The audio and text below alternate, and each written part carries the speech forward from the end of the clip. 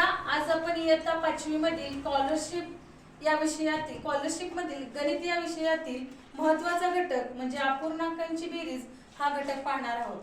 तर इथे एक एक्झाम्पल दिलेला आहे, बघा काय आहे हे मिश्र अपूर्णांकाचं गणित आहे। तर 2.3/4 अधिक 3.2/3 यांची इथं आपल्याला बेरीज करायची आहे। आता आपण सरळ बेरीज करू शकतो का? तर नाही करू शकत। का नाही करू शकत?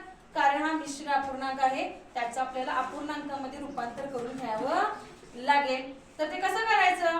तर बघा ह्या 4 ने या 2 ला गुणायचं अधिक 3, तर दिसतंय तुम्हाला क्रिया केलेली 4 गुणिले 2 अधिक 3 छेद आहे तसंच घ्यायचा छेद 4 अधिक चिन्ह आहे तसं येणार, परत 3 गुणिले 3 अधिक 2 छेद आहे तसा 3। आता 4 आणि 2 ची गुणाकार करा, 4 दुनी 8 अधिक 3 छेद आहे तसा 4, परत 3 गुणिले 3 अधिक 2 छेद 3। 8 अधिक 3 किती येणार? बेरीज करा बघूया, 8 आणि 3 11 छेद 4, 9 आणि 2 11 छेद 3। आता बाळांनो तर तुमच्या लक्षात आलं असेल इथं काय झालंय, अपूर्णांक तयार झालाय पण त्याचा छेद समान नाहीये, तर आपल्याला त्याचा छेद समान करून घ्यावा लागेल। आता कसा करायचा छेद समान? तर या दोन संख्यांचा काय करायचा? तिरकस गुणाकार करायचा। तिरकस गुणाकार म्हणजे नक्की काय? तर या छेदाने या छेदाला गुणायचं, या छेदाने या छेदाला गुणायचं। बघा खाली करून दाखवलेलं आहे, 11 गुणिले 3 भागिले 3 गुणिले 4 गुणिले 3। या 3 ने काय केलं? या 4 ला गुणलं, या 3 ला 4 ने गुणलं। तर छेदाने ज्या संख्येने गुणले त्याच संख्येने अंशाला गुणायचं। इथं गुणाकार करा, 11 गुणिले 3 33, 4 त्रिकम 12, 11 चौक 44, 3 चौक 12। आता छेद समान झालेला आहे। छेद समान झाला की आपल्याला बेरीज करता येते।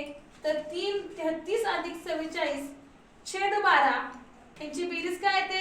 77 छेद 12। आता हे त्याचं फायनल आन्सर आहे का? नाही। आलेल्या उत्तराला आपल्याला काय करावं लागणार? परत मिश्र अपूर्णांकामध्ये कन्वर्ट करायला लागणार। मग कसं करायचं? तर 12 ने काय करायचं? या 77 ला भागवायचं। 12 याच्या पुढे 77 आहे का? नाही, पण त्यापेक्षा लहान संख्या कोणती आहे? 72। 12